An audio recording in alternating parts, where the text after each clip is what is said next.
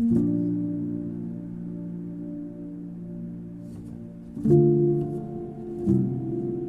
thought that I would do a quick reply video to my interview on the Exploring Antinatalism Podcast. Thank you, Oldphan and ? For having me.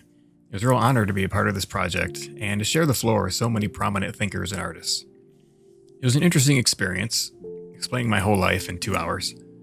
It was kind of therapeutic and humbling. I've also been a part of 2 other discussions on other channels that I'll link below. One was an EFIList discussion hosted by ?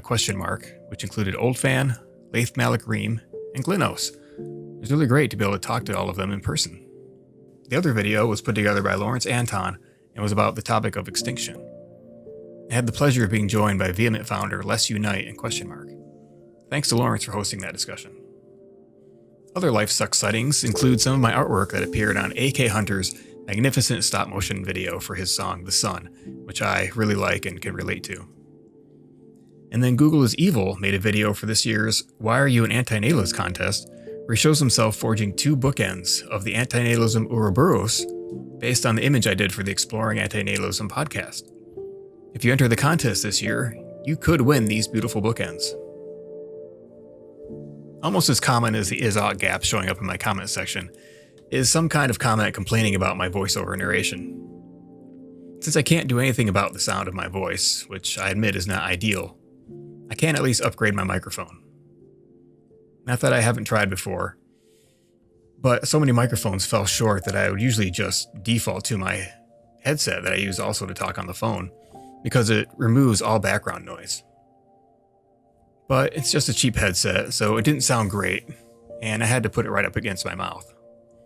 So I hope that this upgrade is an improvement in the quality of my videos.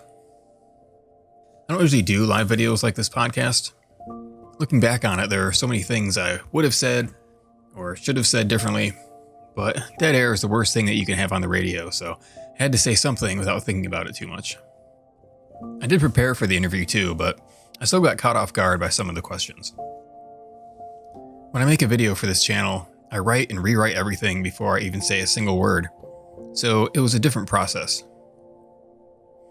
Oldphan asked me all of the easy art-centered questions, and Mark tended to ask the harder philosophical questions. It was 2 hours long, so I'm not going to go into everything that was said, but just points I'd like to elucidate more thoroughly, mostly about philosophy and utilitarianism. One thing I forgot to mention during the standard "Why are you an antinatalist?" question was my Catholic upbringing. Learning that God was a lie, similar to Santa Claus at around age 12, was important to my journey to antinatalism. Learning that this whole institution was dedicated to spreading a lie made it easier for me to see that almost everything else is a lie also. I discussed this a bit more in my video, Why I Am An Atheist. You really like the vegan activist Gary Yourofsky, right? I do, yeah, and he lives locally, so I've been able to meet him a couple times and work on projects with him. So he was a huge influence on me. I remember I went vegan around that time. Also, like it was actually Ingrid Newkirk who kind of converted me to an animal rights activist, but his video came out soon after then, and it was a huge influence on me because his argument was just so well thought out, and he had been honing it over years and years of doing lectures in colleges. Mark asked me why I admire the animal rights activist Gary Yourofsky. I admire his effectiveness primarily, and how well thought out his argument is. But I also admire his presentation and low tolerance for stupidity. I don't want to imply that Gary and I are friends or anything like that. We've met at fundraisers, and he is very kind with his time and with guiding other activists. Last time I spoke to him was over email when I sent him the portrait I drew of him on this very channel back in the early days. The first time I met him was also one of the first times I had been in a room full of not just vegans, but animal rights activists. It was kind of intimidating, but thrilling also.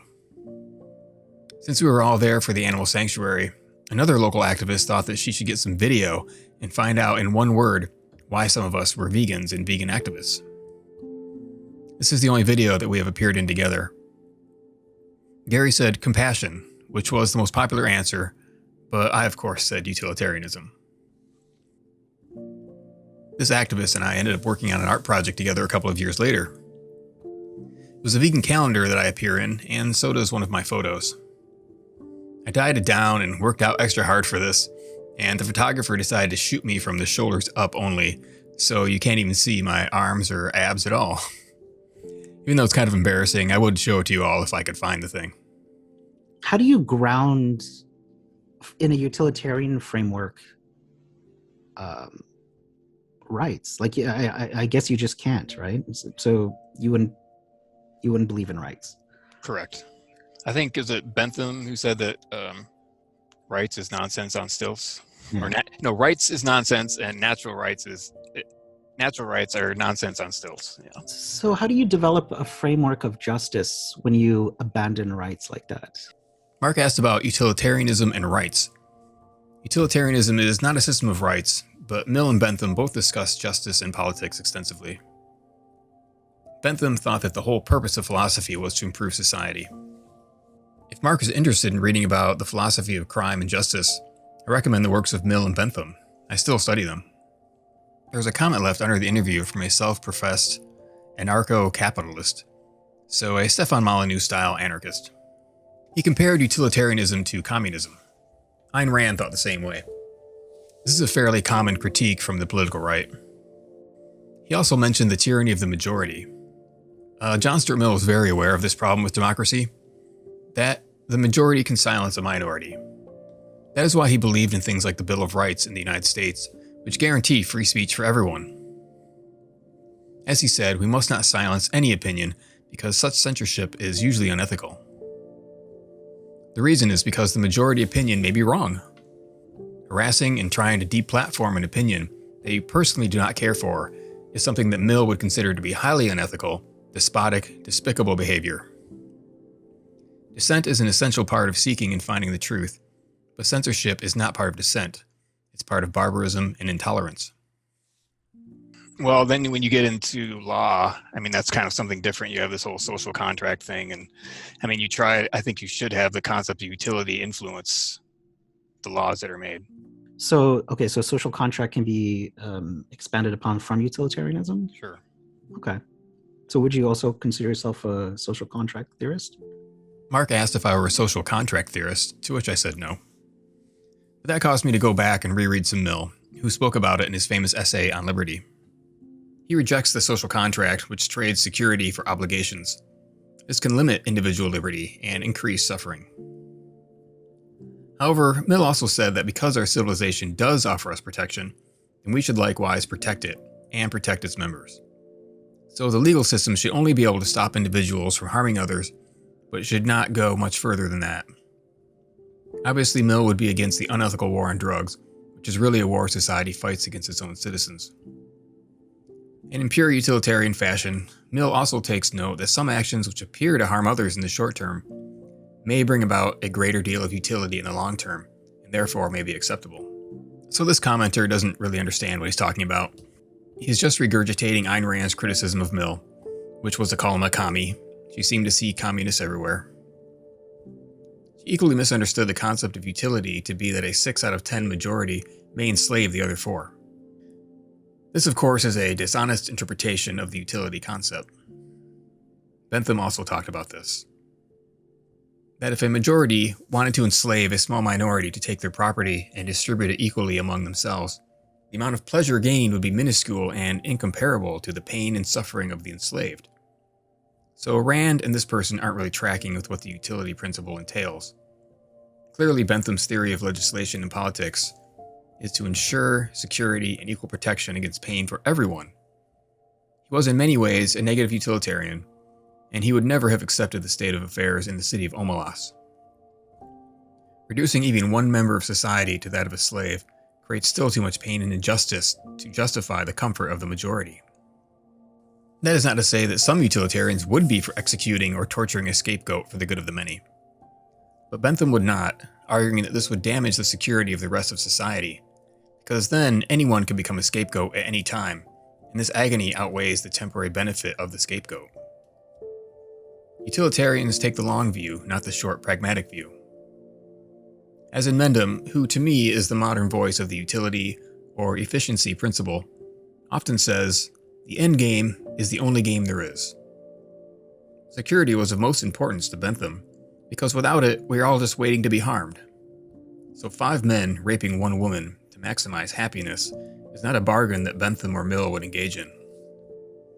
So this anarcho-capitalist is most likely an egoist. Mill was erroneously called an egoist by Henry Sidgwick. Sidgwick thought that he could blend Kantianism, egoism, and utilitarianism into one philosophy that he called universalistic hedonism. I know Mark is still kind of looking for a philosophy that he can get into, so maybe he might want to look into Sidgwick. I just made a video on another channel about Mike Mentzer, a bodybuilder and exercise scientist. He was an ethical egoist, which means that we are both consequentialists, but we differ on this one important point. Should we care about the welfare of others as much as our own? Logic to me says yes. To an egoist, their flawed logic says that no, you should only care about yourself. And then nihilists don't think there is evidence that you should care about anything. They don't believe in intrinsic value. But nihilism can't even be a real philosophy because if nothing mattered, then how can they proceed with choice A or B? How can they come to any ethical conclusions at all? Utilitarianism is supposed to be agent neutral, whereas with a Kantian or threshold deontologist, the agent is the one who decides with their own intuition whether something is positive or negative. Utilitarian isn't concerned with only one person's experience. They care about all of the experience together. So I just see the world as a beaker full of suffering, essentially, and the goal is to get the liquid in that beaker down to zero. Which is just another way of looking at the classical idea of a vessel full of happiness. We now know that suffering and the reduction of it is what is important. And John Stuart Mill talked about his definition of happiness being free from pain and suffering. So he was aware of the negative version of the philosophy. So all utilitarians should be negative. But life lovers like Peter Singer will come up with any excuse to justify their addiction to life. Regarding the is-ought problem brought up in the comments, it shouldn't be on me to prove that feelings of others matter. It's not a question one should really ask a utilitarian, because the concept that everyone's suffering, including the animals, is equal is the very foundation of the philosophy. So the is-ought problem is really a critique of the utility concept. At least ask yourself, try to propose a counter-philosophy that he called threshold deontology. It doesn't make any sense, but at least he tried. I don't even know what the philosophy of other people who bring up this so-called is-ought problem are. I just have to assume they're nihilists. But certainly no utilitarian would ever say that Hume's guillotine or More's naturalistic fallacy matter. It's just a semantic issue. It's not a real criticism of utilitarianism because they offer no evidence that the feelings of others, especially non-humans, don't matter or shouldn't matter to our ethical calculations. If I say that something is a clock, then it ought to tell time. It's an intrinsic quality of being a clock. If a sentient being is suffering and pain, then that ought to be considered to be a bad thing. Just like if a clock is broken when it ought to tell time, then there's a problem with that clock and it needs to be fixed. The way to fix a suffering animal is to first prevent that suffering from ever happening, but we can't always do that. So if a suffering animal exists, then we ought to help reduce or end that suffering and make sure that it doesn't happen anymore. I'm kind of sad that I have to keep talking about this is-ought issue so often. As Inmendham always says, if you only satisfy your own wants and desires, and just ignore everyone else around you, then you've basically decided that ethics and efficiency don't matter to you. You failed as a human being. To Bentham, no one is secure unless everyone is secure. He was worried that people might misinterpret his principle to mean the pleasure of the greatest number should be at the expense of the minority, but this is not the case. Well, I don't know if I have any. I don't know if I have any favorites, but I'll be curious about your thoughts on people like Earthlings Ed, Joey Carbstrong, Vegan Gains. Well, actually, I think you've commented on Vegan Gains before. Yeah, I still follow him. Oh, and your favorite buddy, Ask Yourself. Yeah, Ask Yourself. His philosophy is so convoluted for me. I don't watch his videos anymore. I mean, I'm glad he's making vegan arguments. Name the trait is a pretty good argument. I was disappointed that two vegan YouTubers I used to watch, Bite Size Vegan and That Vegan Couple, have decided to only make their activist content available on Patreon. Now, how in the hell is that going to help animal liberation to put your videos behind a paywall? Then you're only preaching to the choir, which is mostly useless unless it inspires them to do something useful. Mark asked me what other vegan YouTubers I liked, and those are two who I used to follow, and they've taken themselves out of the game. I forgot to mention my favorite is actually a vlogger named Vegan Veins. Her real name is Emily, and I also forgot to mention that she's a huge inspiration to me to start my clothing company. Unfortunately, she's one of those people who uploads a bunch of good vlog content and then deletes it all.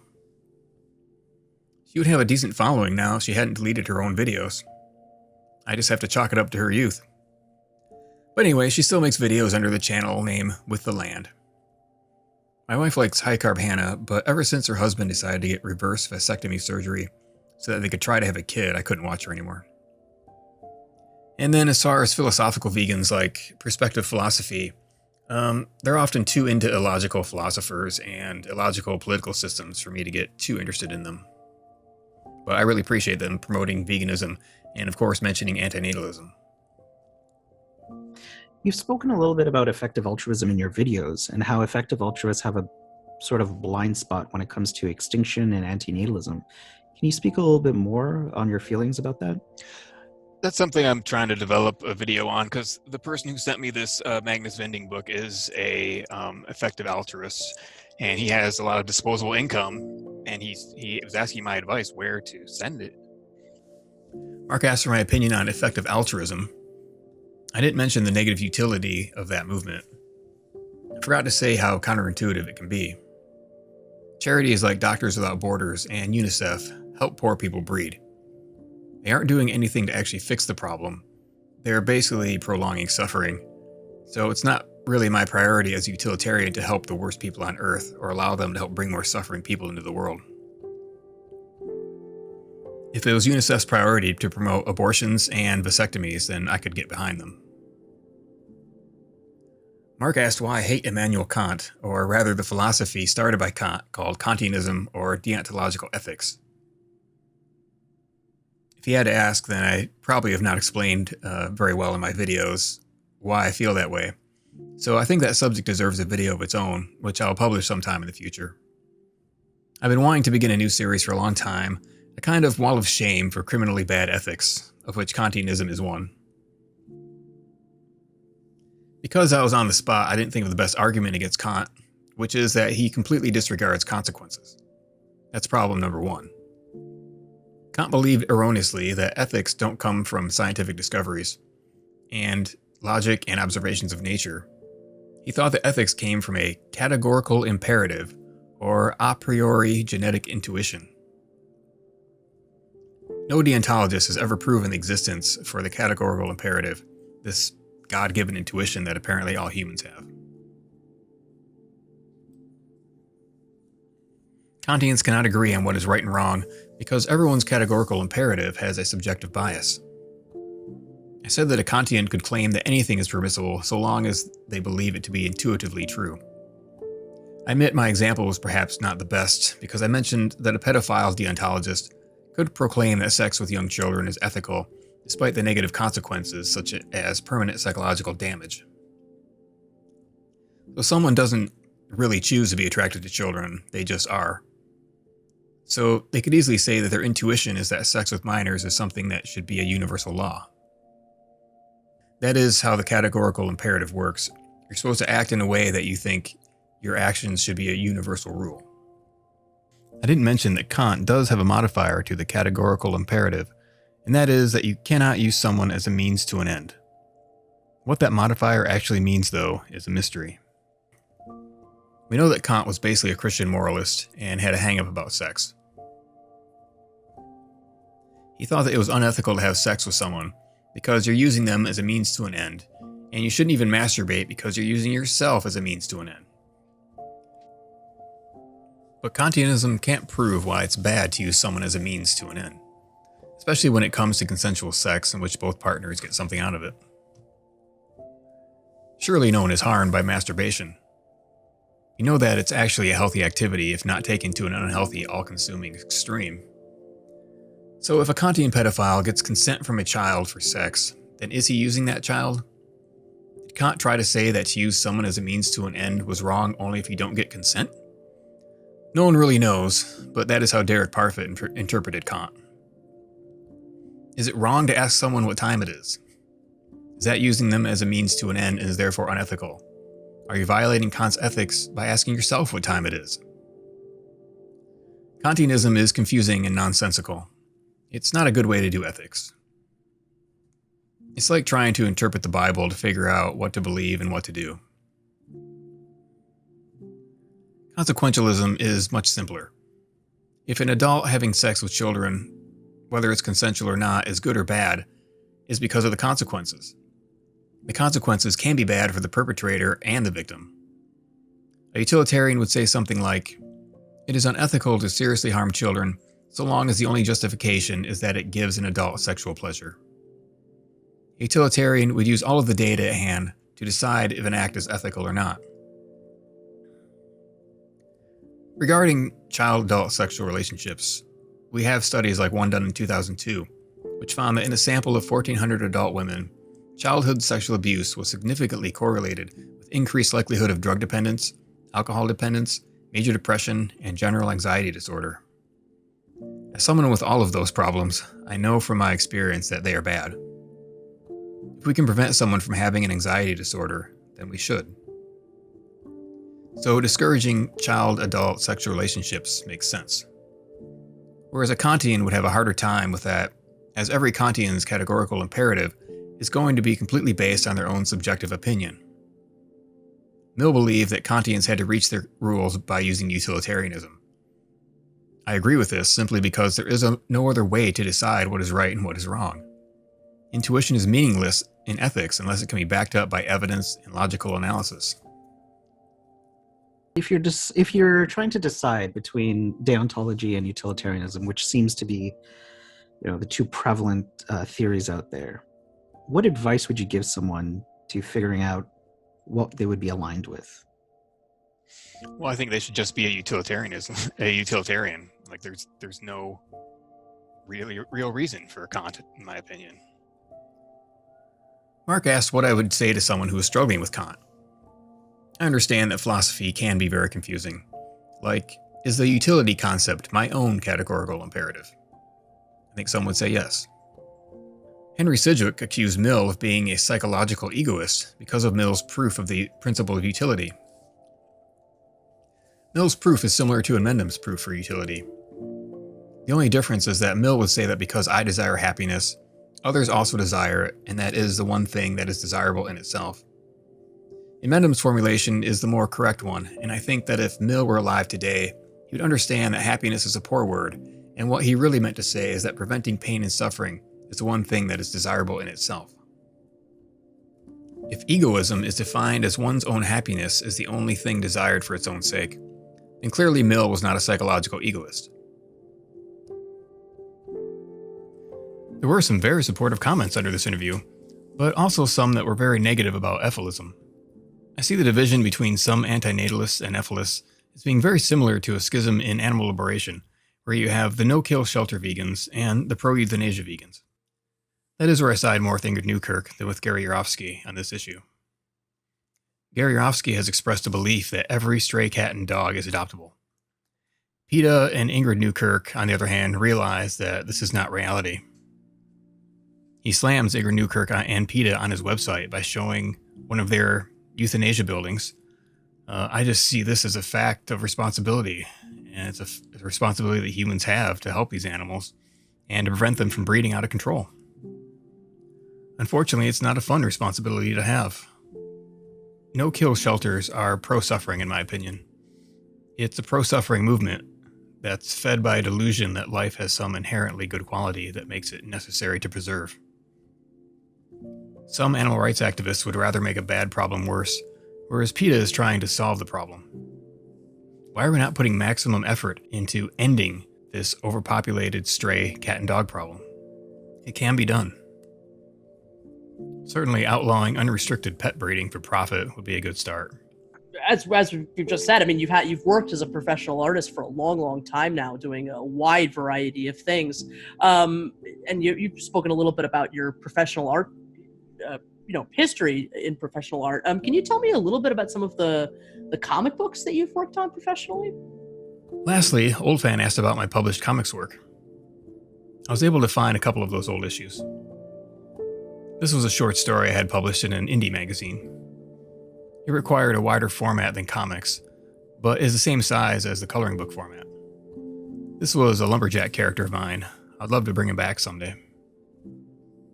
And here's one of my back covers that I mentioned. This one's from Image Comics. I was really interested in books that played around with the standard format back then, and there was some experimentation being done in the early 2000s that I really liked, and I really liked this sideways horizontal format especially. It never caught on, sadly. This image is obviously a play on see no evil, hear no evil, speak no evil. Thank you for watching, and thank you for listening to my podcast interview if you did. Thanks also to Mark and Amanda again for having me. See you again in the next video.